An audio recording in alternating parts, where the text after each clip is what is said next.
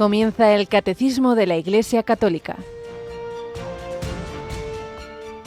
Un programa dirigido por el Padre Luis Fernando de Prada.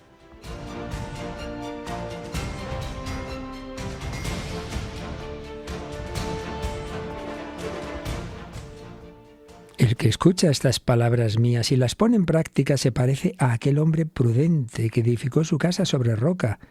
Cayó la lluvia, se desbordaron los ríos, soplaron los vientos y descargaron contra la casa, pero no se hundió, porque estaba cimentada sobre roca. Alabado sean Jesús, María y José. Muy buenos días en este jueves de la primera semana de Adviento, 4 de diciembre de 2025, recuerdo de San Juan Damasceno, recuerdo también en nuestro comentario del Catecismo, ayer hablábamos de San Francisco Javier, era su fiesta y hoy recordaremos cómo fue su preciosa muerte, y todo en este tiempo de la novena de la Inmaculada, en este final del año jubilar de la esperanza, todo motivos de esperanza y de alegría, y además hoy víspera de primer viernes de mes. Y en todo ello, en comentar todo esto, hemos oído rezar la laudes a José García y a Rocío García, que es la que nos acompañará ahora en el Catecismo. Buenos días, Rocío. Muy buenos días, que no somos hermanos, ¿eh? Ya, buena precisión. Bueno, Rocío, pues estamos en efecto en este tiempo con muchas cosas muy importantes. Vamos a empezar por la Inmaculada, grandísima y preciosa fiesta que este año celebramos. Siempre es el día 8, pero es decir, este año cae el lunes. Y como es tradicional, además empezó en España esa preciosa costumbre, gracias al padre Tomás Morales, con una vigilia previa y muchísimas vigilias. Y bueno, llevamos algunos años que varias veces, de vez en cuando, y este año también, nos vamos al Cerro de los Ángeles. Así que el domingo 7 a las 9 de la noche nos conectamos, ¿verdad? Sí, el domingo 7 a las 9 de la noche, hora peninsular, nos vamos a ir ¿es basílica o santuario? La basílica, sí, sí. Las dos cosas. del Sagrado Corazón, en el Cerro de los Ángeles de Getafe, aquí en Madrid, y vamos a estar allí con el Santísimo Sacramento en esa oración, con el Acacistós, que es un himno litúrgico precioso, y a continuación va a celebrarse la Santa Misa presidida por el obispo de Getafe, Monseñor Ginés García Beltrán. Pues ahí lo van a tener en Radio María en directo a partir de las 9 de la noche. Una diócesis que tiene un coro estupendo en el que tú lo conoces bastante bien, sí. Porque cuando no tenías tantos niños cantabas ahí, ¿verdad? Sí, es una experiencia preciosísima, de verdad. Y si pueden sintonizar o incluso asistir, es todo un momentazo de oración. Pues la vigilia, pero eso lo vamos preparando con nuestra novena, que estamos rezando todas las tardes, ¿verdad? A las 8 menos 10 de la tarde, más o menos, 7 menos 10 para nuestros oyentes canarios, esa oración, que ya estamos en su 6º día. Así es. Y estamos también en el tiempo de Adviento y vamos a acompañar, muchísimas cosas que ofrece Radio María en Adviento, pero en particular tenemos desde hace también algunos años un microespacio, que esas cosas en estos tiempos de prisa, pues vienen bien cosas brevecitas también, y lo tenemos por las mañanas. Nuestro querido colaborador, el padre Mario Ortega, nos lo ofrece, ¿verdad? Sí, tenemos ese microespacio, nuestro calendario particular de Adviento radiofónico, a las 12:20 del mediodía, más o menos, después de rezar el Ángelus y la hora intermedia, pues se quedan con nosotros y escuchamos al padre Mario Ortega, que nos va preparando con esas pequeñas pinceladas, pequeños pasitos del Adviento en Rumbo a Belén, que también pueden escucharlo en nuestro podcast. Desde la mañanita ya lo tenéis en el podcast, porque se nos quejaban algunos, ay, yo es que ahora no puedo, estoy trabajando. Claro, natural, hace muy bien. Pues ahí tenéis ese, como tantos otros programas de todo tipo, también pensados, algunos de ellos para los alejados, como el que lanzábamos anteayer de esa iniciativa pensada, ya digo, más bien para todo el mundo. A todos nos hace pensar, pero que me consta que personas no precisamente piadosas les está ayudando y les está haciendo pensar. Ese podcast que va en la edición 19, ¿Quieres ser feliz? El de esta semana, pues muchísimas personas lo están compartiendo. Pero queda por decir algo que tenemos todos los meses y que justamente es esta noche, porque estamos en víspera de primer viernes de mes. Y por tanto, a las las 11 de la noche, las 10 en Canarias, nos vamos a poner ante el Santísimo Sacramento, que estará expuesto en la capilla de nuestros estudios, para vivir esa hora santa con el Señor Eucaristía. Le acompañaremos a este corazón de Jesús, pondremos a los pies del altar las intenciones que nos han hecho llegar hasta ahora y, por supuesto, ya el Señor lee los corazones y también estarán todas sus intenciones, aunque no nos las hayan podido enviar. Y además recordamos y pedimos que hoy no llamen porque ya se ha cerrado esa lista, porque es que son tantas cosas que hay que preparar y los que recopilan esas intenciones lo cierran ya la víspera, el miércoles. Por tanto, el Señor sabe las intenciones. Si no has llamado, no pasa nada, no llames, porque lo único que se va a conseguir es bloquear el teléfono sin poder hacer ese tomar nota, que toma nota el corazón de Dios. Lo importante es eso, que oremos esta noche, 11 de la hora peninsular, 10 en Canarias. Bueno, pues vamos a entrar de nuevo en la continuación de dos pinceladas que podríamos estar años hablando de la vida de San Francisco Javier, pero en este contexto del orden sacerdotal. En el catecismo estamos tratando del sacerdocio.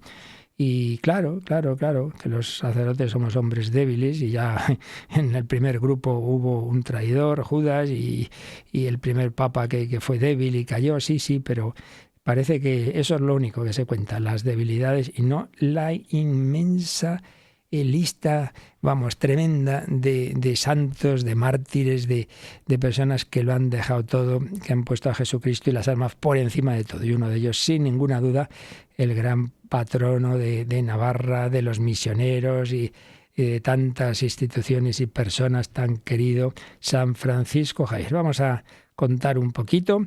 Ayer era el aniversario de su muerte y su fiesta, pues vamos a recordarlo. Y siempre la verdad es que son momentos que emocionan y pues vamos a meternos de nuevo en esa casa edificada sobre roca. Esas palabras, esas citas bíblicas que estudiaban entonces en latín en la Sorbona, en París. San Francisco Javier, vamos a recordar un texto en que dice, sí, cuando luego uno piensa esas frases en peligros de muerte, parece que ese latín como que se nubla, pero él lo vivió hasta el final, latín o castellano o lo que sea, lo vivió. Casa edificada sobre roca. Pues vamos adelante a revivir esos momentos de la vida de un gran santo, de un gran misionero, pidiendo su intercesión para que todos nosotros también seamos verdaderos apóstoles de Cristo.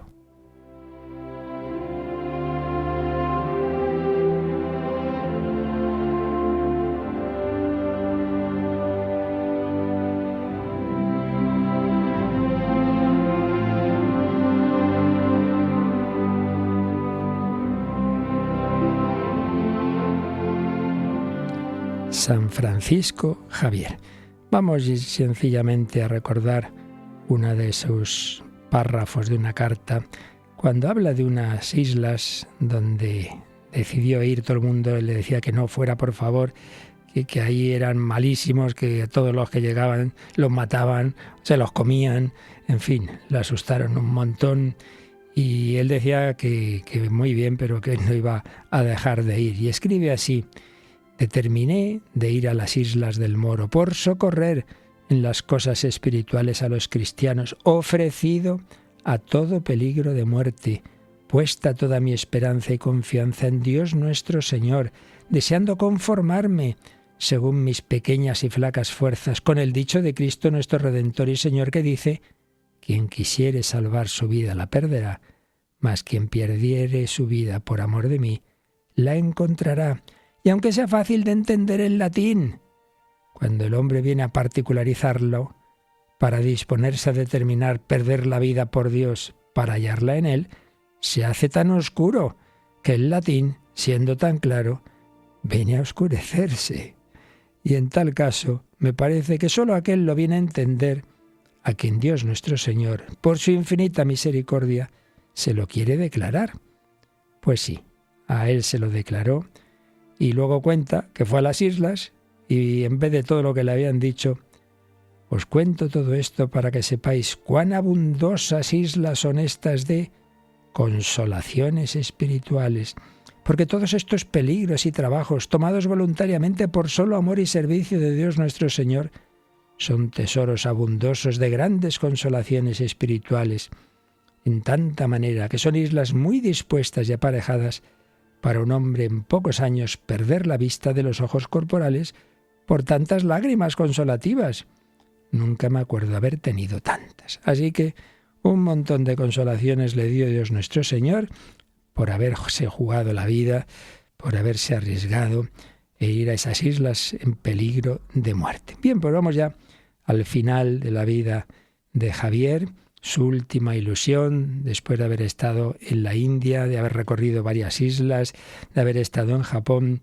Su último objetivo fue China, porque le habían dicho que realmente si se conquistaba China, China influía mucho culturalmente, entonces sería un punto muy importante para la evangelización de Oriente. Pero no hay manera, es peligrosísimo entrar, está prohibido, podrían detener a quien le llevara, le prometen que le llevan, se queda en una isla esperando un barquito, una barquichuela de uno que a cambio de un pago pues le iba a llevar, pero nada. Pues vamos a ver cómo cuenta Javier y cómo cuenta quien le acompañaba esos últimos días de este grandísimo misionero que edificó su casa sobre roca. A Ferreira lo despedí de la compañía, pues no es para ella. El intérprete que os escribía que quería ir conmigo se quedó por miedo. Vamos, con la ayuda de Dios, Antonio y Cristóbal y yo. Rogad mucho a Dios por nosotros, porque corremos grandísimo riesgo de ser cautivos, pero nos consolamos con pensar que mucho mejor es ser cautivo por solo el amor de Dios que libres por huir de los trabajos de la cruz. Madre mía, qué frase.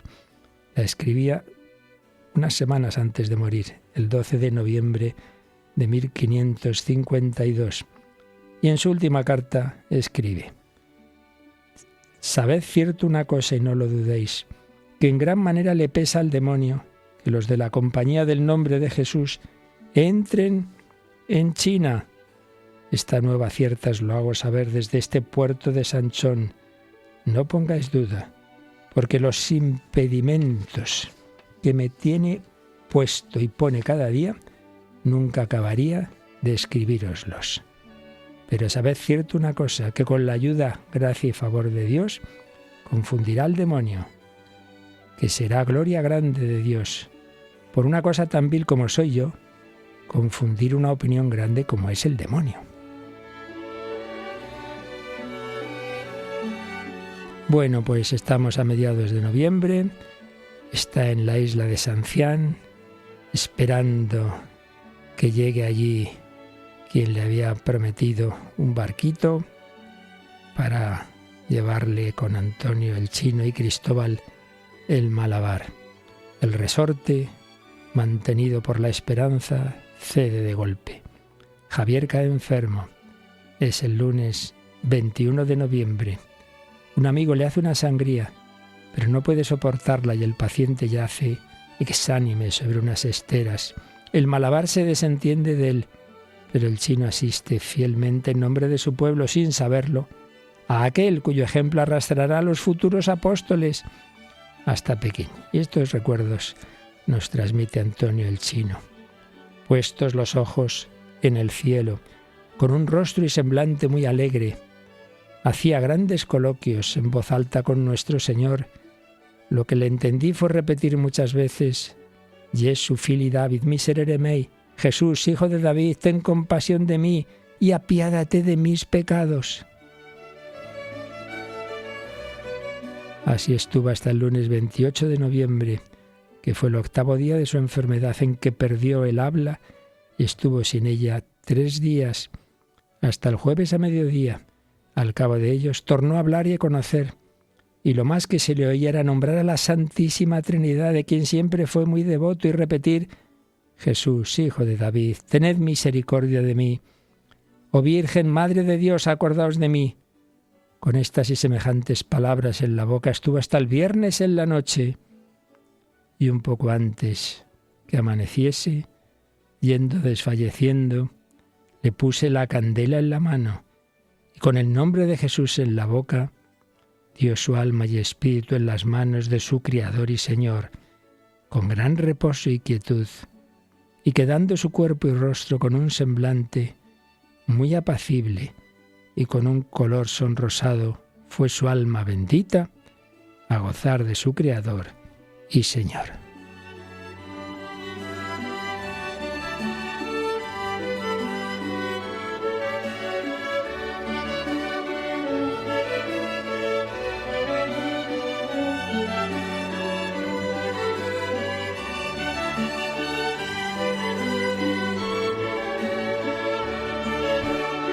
Había amanecido el primer sábado del mes de diciembre, 3 de diciembre de 1552, en la isla y puerto de Sanchón, una casita de paja ajena, 10 años después de haber venido a esas partes de la India. Y vamos a recordar cómo poéticamente lo ponía, lo escribía en su preciosa obra teatral José María Pemán, El Divino Impaciente.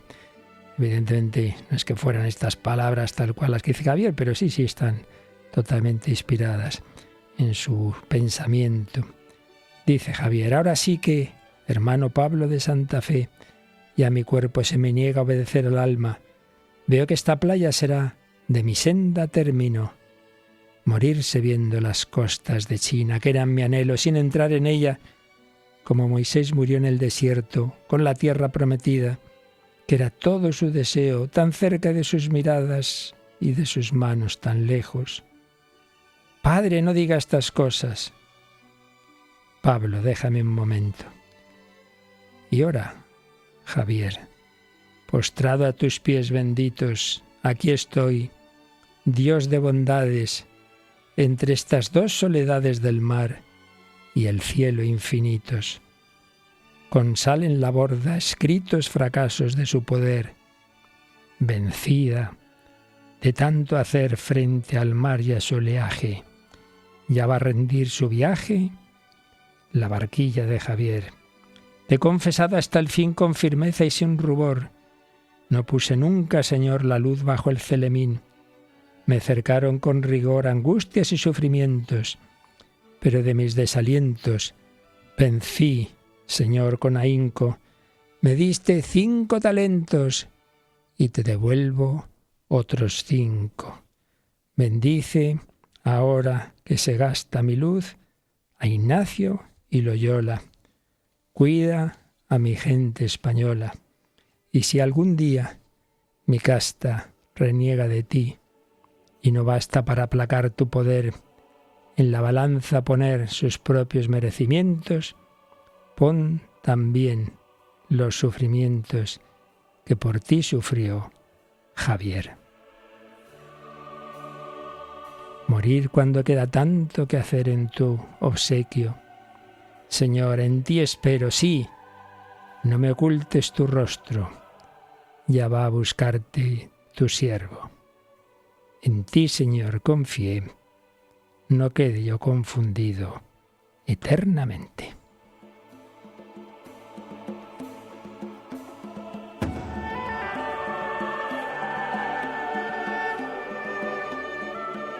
Y fijaos, aparentemente había sido un fracaso su última misión.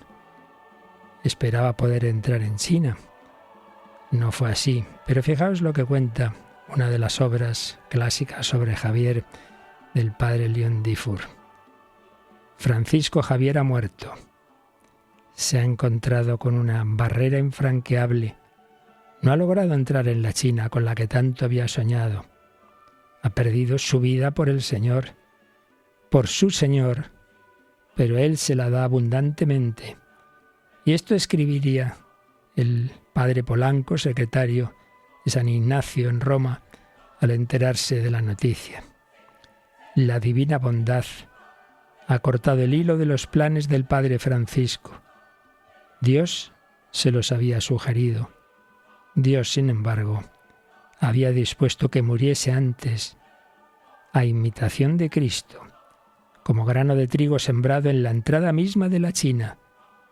tocará a otros recoger frutos más abundantes.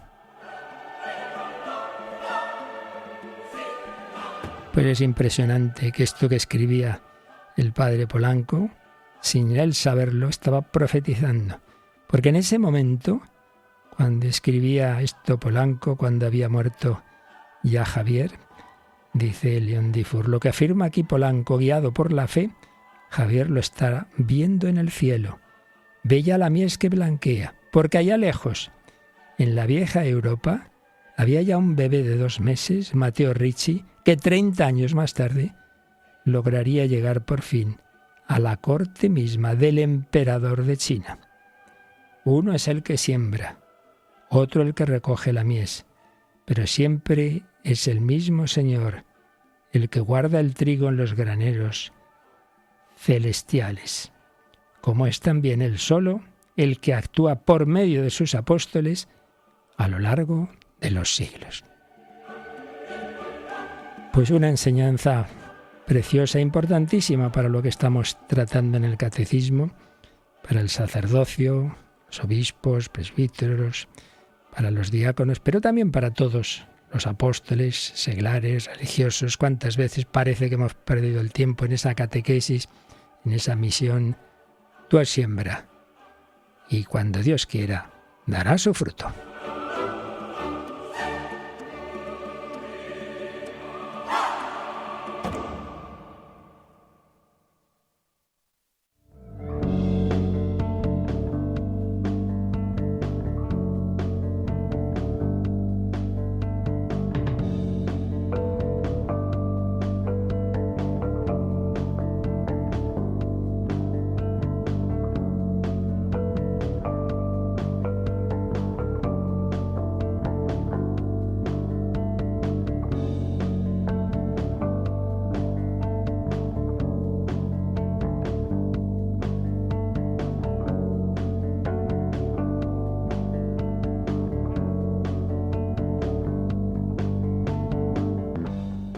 Bueno, pues un ejemplo vale más que 1000 palabras. Un sacerdote y religioso de Cristo, de la Compañía de Jesús, que una vez que conoció al Señor, su único anhelo fue darlo a conocer, que nadie por su culpa dejara de conocer al Salvador, a Jesucristo, que da sentido a nuestra vida, a nuestra muerte, a las alegrías y dolores, y por supuesto que nos invita a estar con Él eternamente. No anunciamos una cosita banal de mayor o menor importancia, sino la vida eterna. Javier creía esto, por eso le parecía más importante esa vida eterna de aquellos de Extremo Oriente que su vida terrena, que antes o después iba a terminar, en su caso, con 46 años. Pues pedimos a Javier que nos ayude a todos, especialmente a aquellos que como él, pues hemos tenido una llamada particular, sacerdotal, pero a todo cristiano como colaborador de Cristo. Y estábamos, en efecto, en esa vocación que también tuvo Javier del sacerdocio, viendo los 3 grados del sacramento del orden. Los 2 primeros, la plenitud del sacerdocio que se da en el episcopado y el presbiterado, es propiamente hablar eso de sacerdocio. El tercero se comunica por este sacramento del orden, la imposición de manos, el diaconado, pero no es propiamente sacerdocio, va por otro lado, por ese ministerio de servicio. Y después de habernos puesto el número 1554, este panorama, haber recordado también que a lo largo de la historia, como ayer brevemente recordábamos, pues ha habido toda una evolución en la que no siempre ha estado claro otros tipos de ministerios hasta qué punto eran parte de este orden sacerdotal, eso que se llamó de tiempo órdenes menores, que llamamos ministerios, como el lectorado, como el acolitado, pero había más, estaba también el subdiaconado, estaba también el exorcismo, el exorcizado, como se diga, y el que está atendiendo en las puertas, el hostiario se llama, etcétera, etcétera. Poco a poco pues se fue precisando que una cosa son en efecto esos ministerios y otra cosa es lo que sí tiene un origen más claramente divino. Y eso es lo que todavía quedaba una duda con un punto concreto, y era, bueno, porque primero acabo un poco la idea anterior, que me precipito un poco. Lo que quedó claro es que episcopado, presbiterado y diaconado, siendo un solo sacramento, uno solo de los 7 sacramentos, pero digamos es un sacramento y por tanto en cuanto sacramento su origen es divino, viene del Señor, mientras que en los otros casos es algo más de tipo eclesiástico, en esa misma coherencia de ministerio, de ayuda, pero más al nivel de un desarrollo eclesiástico posterior que teniendo su origen en el propio Jesucristo. Pero digo que hay una discusión que ya ayer apuntábamos un poquito y que hoy vamos a explicar un poquito más. Pero ante todo vamos a leer ya el siguiente número, porque después de ese número introductorio de 1554 va a haber tres apartados en este bloquecito del catecismo. Y esos 3 apartados corresponden a esos 3 grados del sacramento del orden, que son el episcopado, el presbiterado y el diaconado. Por lo tanto, estamos en el primero, que tiene por título La ordenación episcopal, plenitud del sacramento del orden. Y estos números básicamente están basados en los textos de documentos del Vaticano II, porque precisamente ahí es donde lo que quedaba todavía un poquito dudoso y discutido entre los teólogos, pues se dio un paso importante para explicar el sentido teológico de la ordenación episcopal. Así que vamos a leer, en primer lugar, un primer número muy breve, que es una frase de la Lumen Gentium del Vaticano II. Leemos, Rocío, el 1555. Según la tradición, entre los diversos ministerios que se ejercen en la Iglesia, desde los primeros tiempos ocupa el primer lugar el ministerio de los obispos, que a través de una sucesión que se remonta hasta el principio, son los transmisores de la semilla apostólica. Pues muy bonito lo que se nos dice aquí, ¿no? Una sucesión que se remonta hasta el principio, cuando los primeros padres de la Iglesia se encuentran ya con herejes que dicen, no, nosotros somos los que sabemos la doctrina verdadera que enseñó Cristo.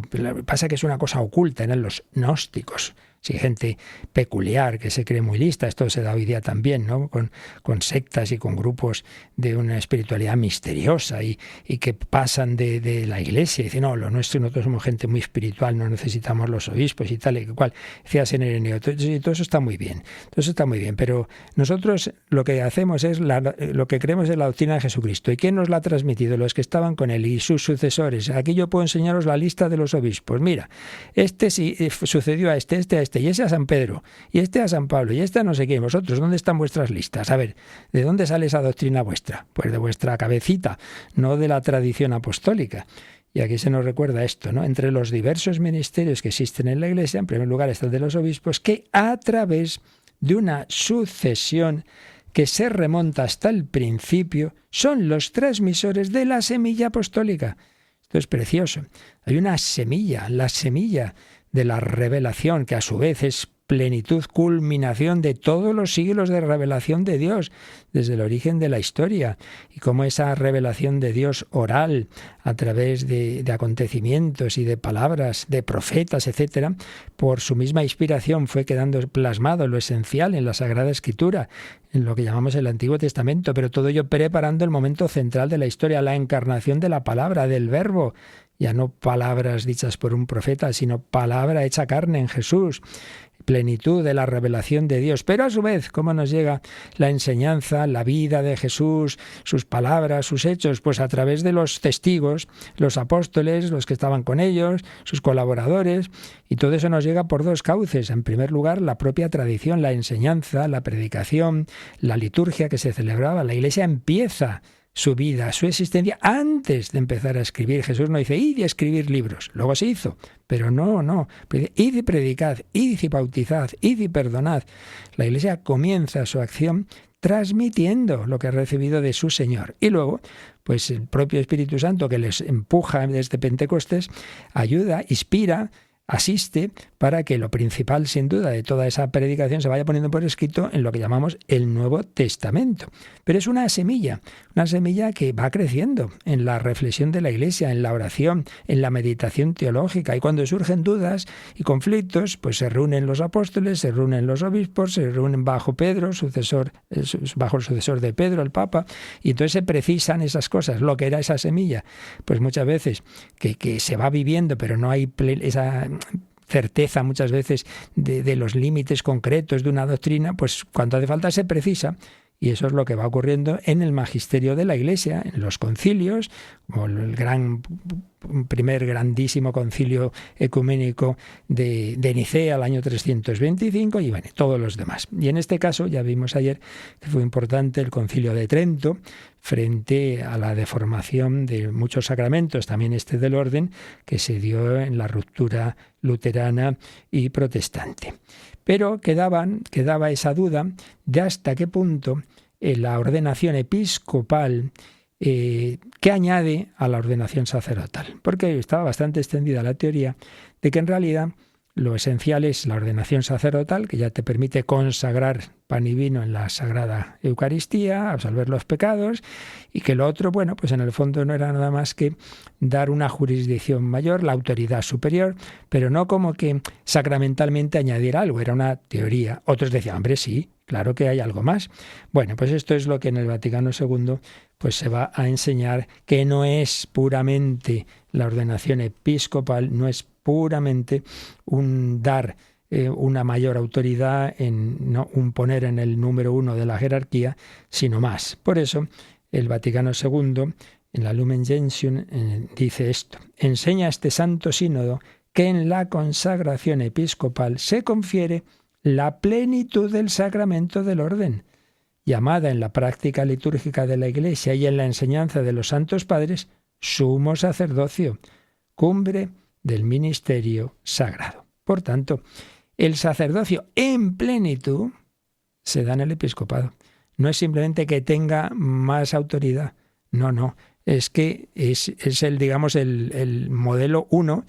Los que saben así filosofía y teología, hay una expresión técnica, ¿no? El analogatum princeps, es decir, el modelo por excelencia, y luego ya los demás se van pareciendo menos al sacerdocio sumo de Cristo. Pues es el episcopado.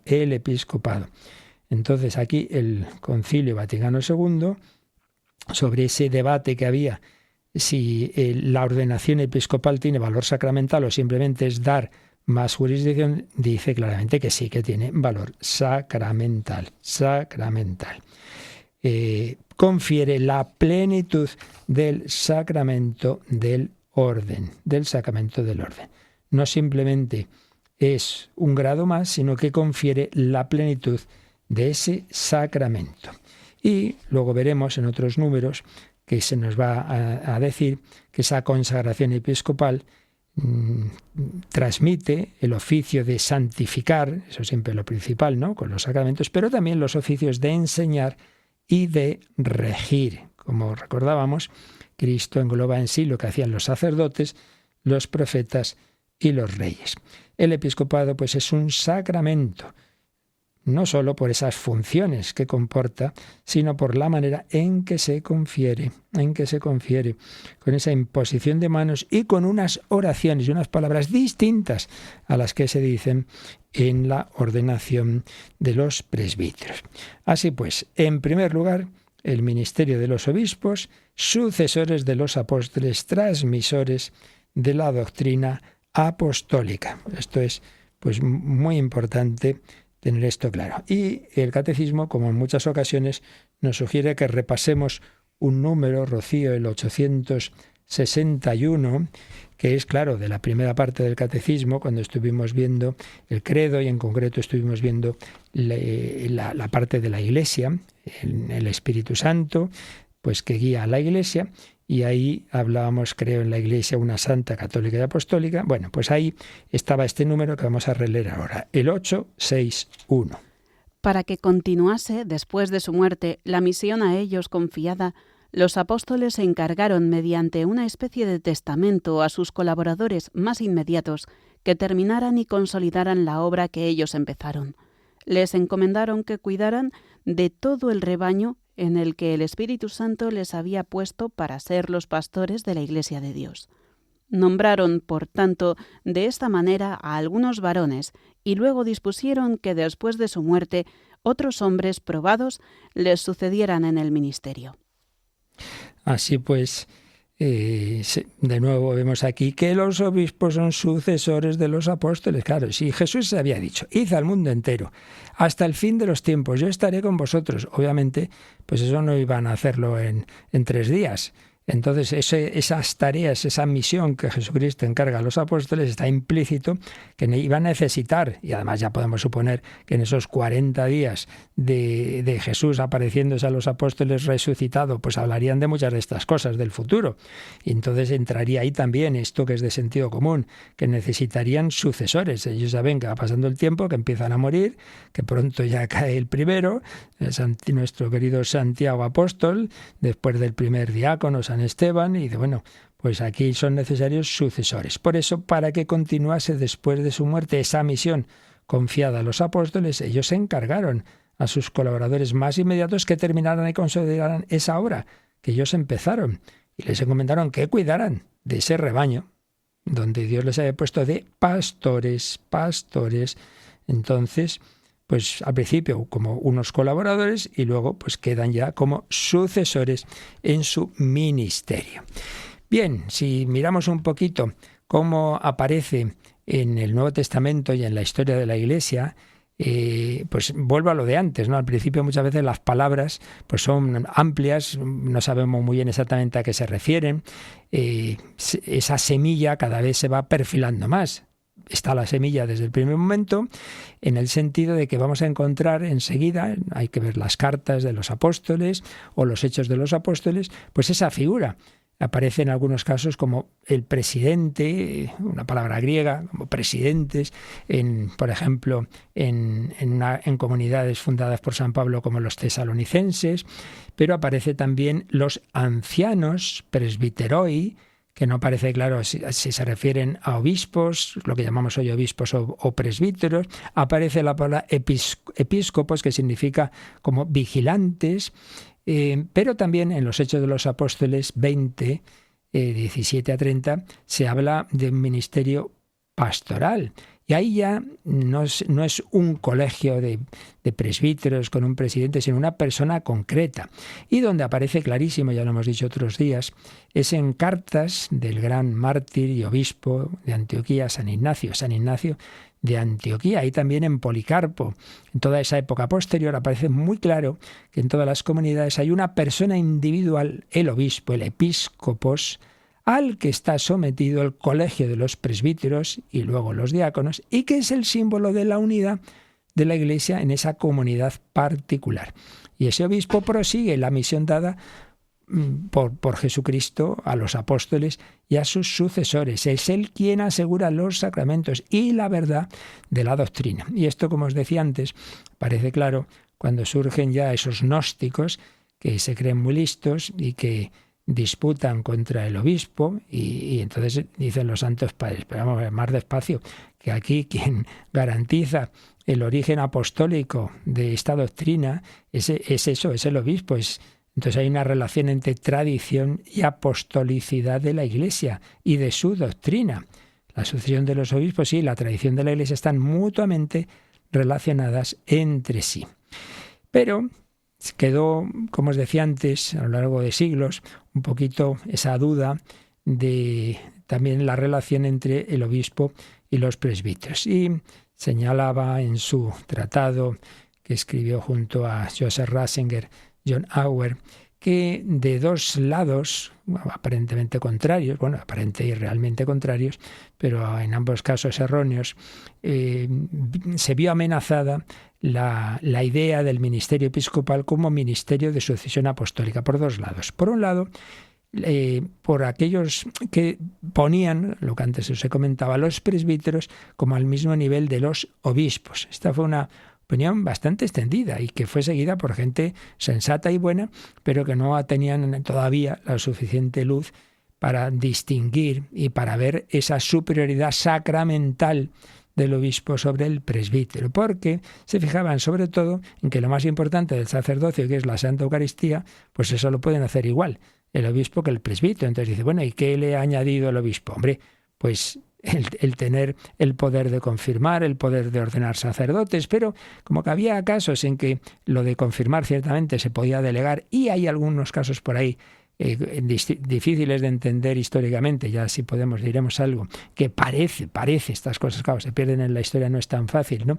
Que en algunos casos el obispo había dado un permiso a sacerdotes para ordenar a otros. Bueno, entonces algunos pensaban, no, si es que en el fondo ser obispo no añade nada sacramental al presbítero. Pero esa teoría, en efecto, va a estar ahí, va a ser seguida por algunos, pero si uno se fija en la liturgia, en las oraciones, se ve claramente que hay una diferencia en la ordenación de unos y de otros. Por ejemplo, la tradición apostólica de Hipólito o las constituciones apostólicas, se pide para el obispo en esas oraciones el espíritu del ministerio de dirección que Dios confirió a su Hijo Jesucristo y que éste transmitió a los santos apóstoles.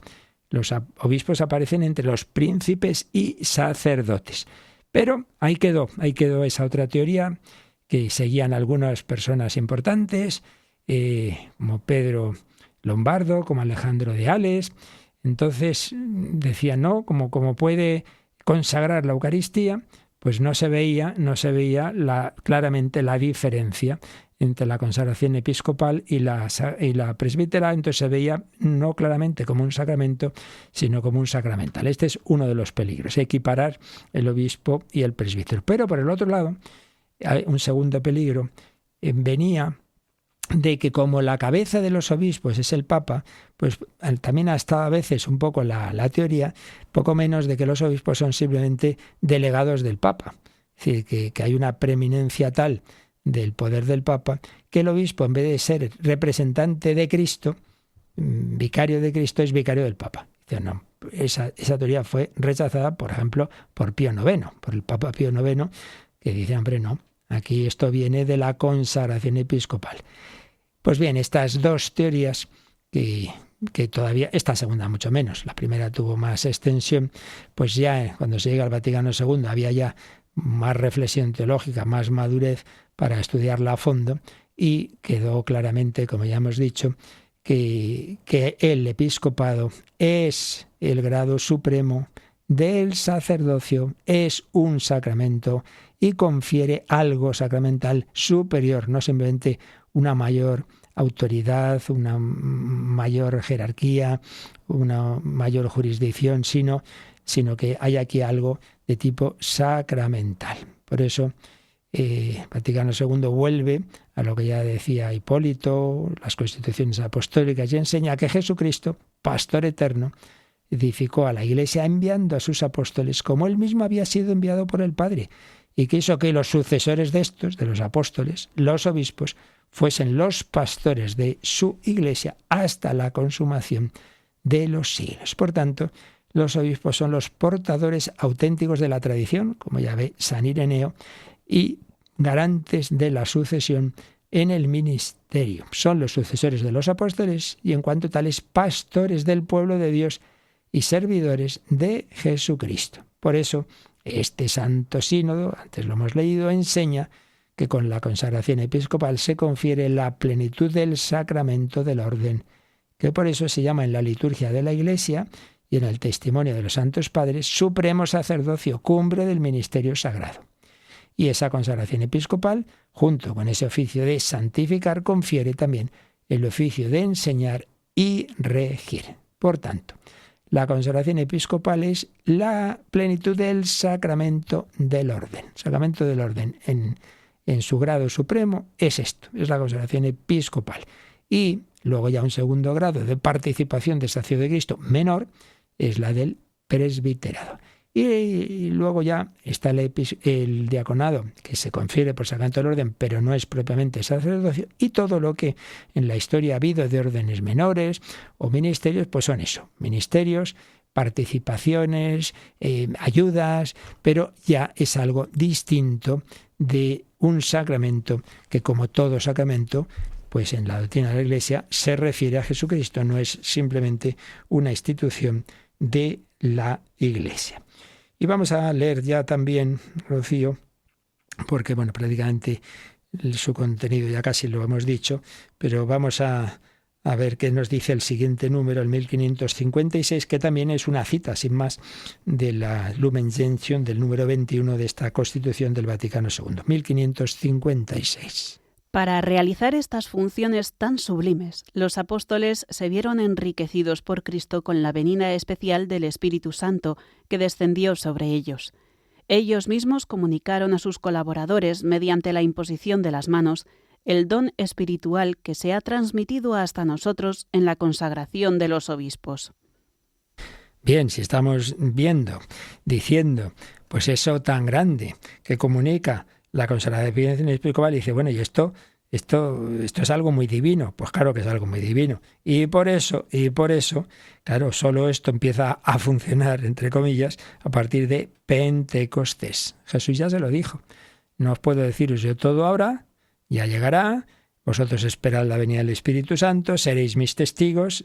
Pues eso, esperaron y rezaron y estaban ahí en el cenáculo, y ahí hay esa efusión del Espíritu Santo. Nada más recibirla, ya empiezan su ministerio, ya hacen la primera gran predicación. Madre mía, y no solo predicación, sino un bautismo que se convierte en, no me acuerdo si son ahí 3.000 o 5.000, y ¿qué tenemos que hacer? Bautizaos. Empiezan ya ahí los apóstoles a realizar su ministerio. Entonces, todo esto no lo hacen los apóstoles y luego sus sucesores porque sean muy listos, sino porque se vieron enriquecidos por Cristo con la venida especial del Espíritu Santo que descendió sobre ellos.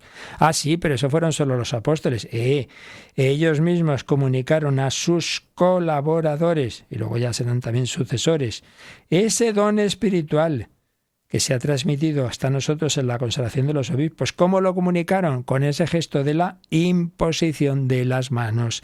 Un gesto que ya existía en el Antiguo Testamento, transmisión de poderes, unos poderes que son eso, pues un carisma espiritual que han recibido en Pentecostés. Pues ese carisma se transmite y aparece ya en el Nuevo Testamento claramente, en Hechos de los Apóstoles, en Cartas de los Apóstoles, esa imposición de manos.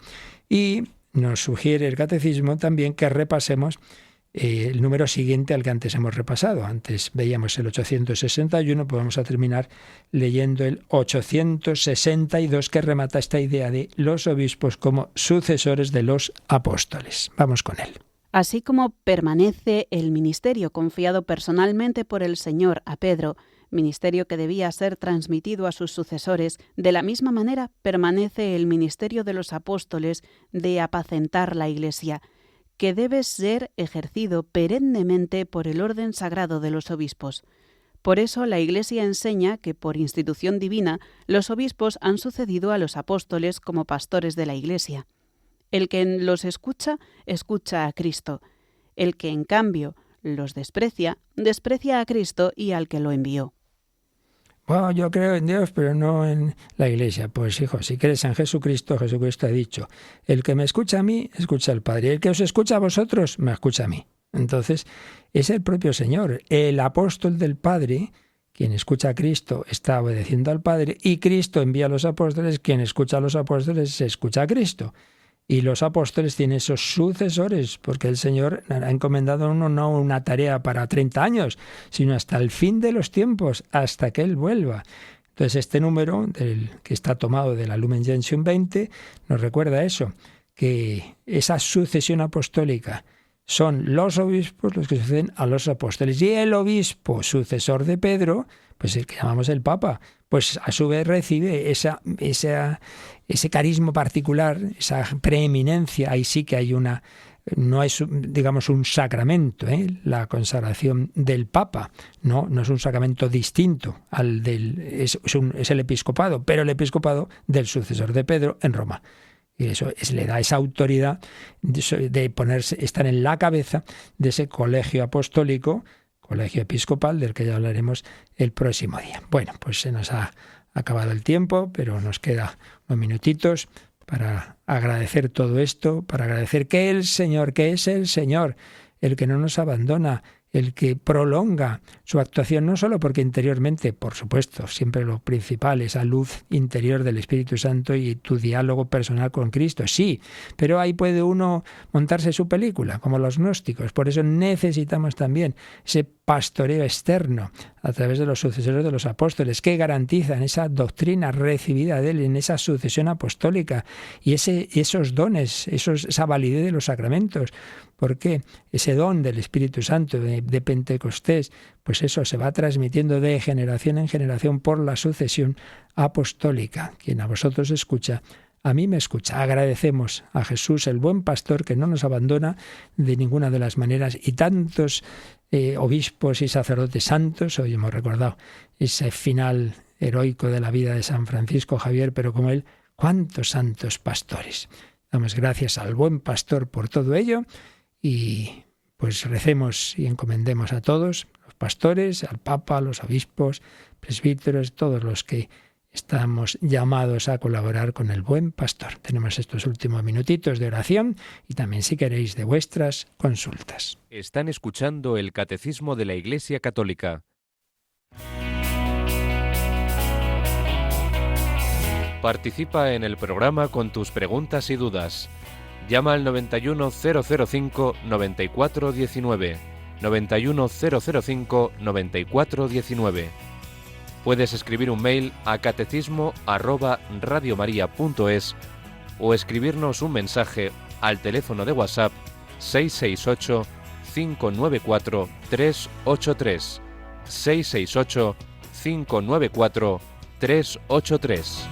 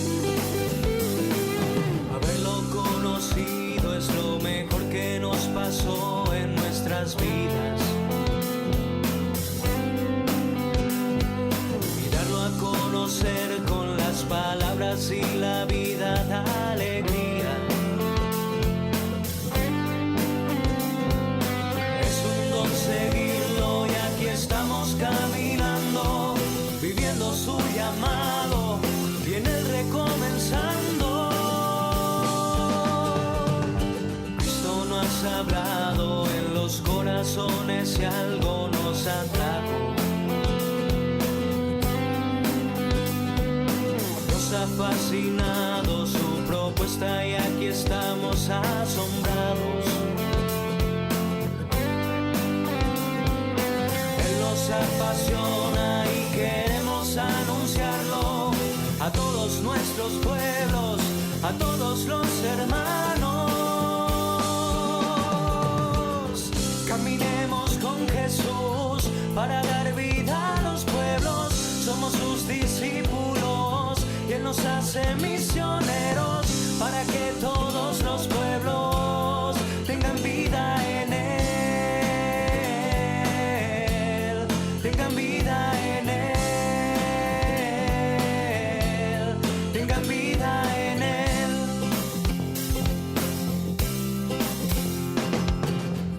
Pan de vida que se ofrece por completo, Eucaristía. El quien nos congrega y nos llama a ser su cuerpo, ser iglesia. Él es quien nos une y nos hace hombres nuevos para ser servidores, llevando su evangelio. Miedo porque Cristo nada quita y lo da todo. Él nos dio a María como madre que acompaña nuestros pasos. Ella, nuestra escuela, con ternura nos enseña a hacer lo que Él nos diga.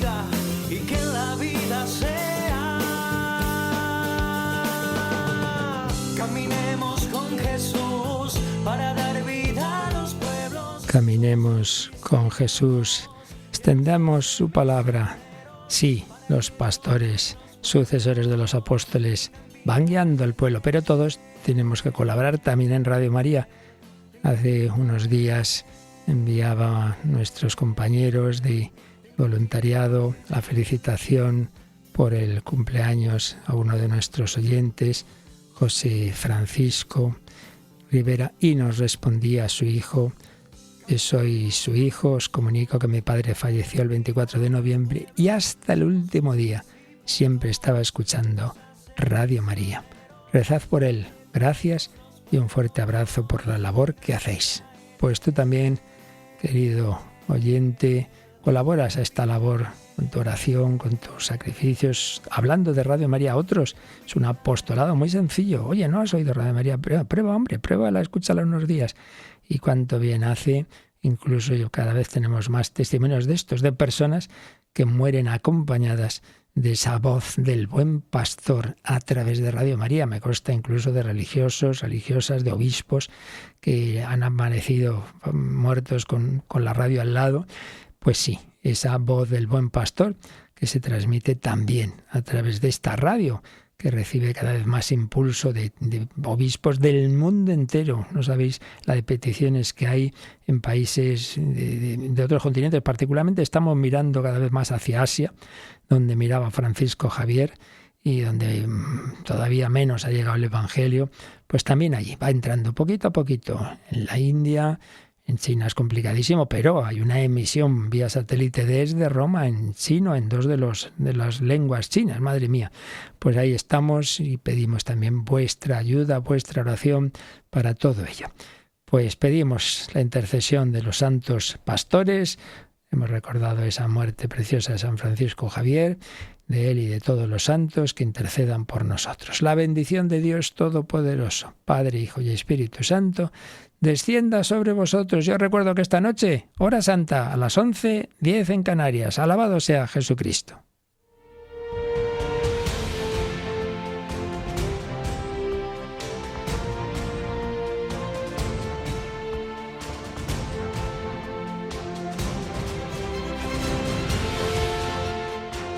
Han escuchado en Radio María el Catecismo de la Iglesia Católica, un programa dirigido por el Padre Luis Fernando de Prada.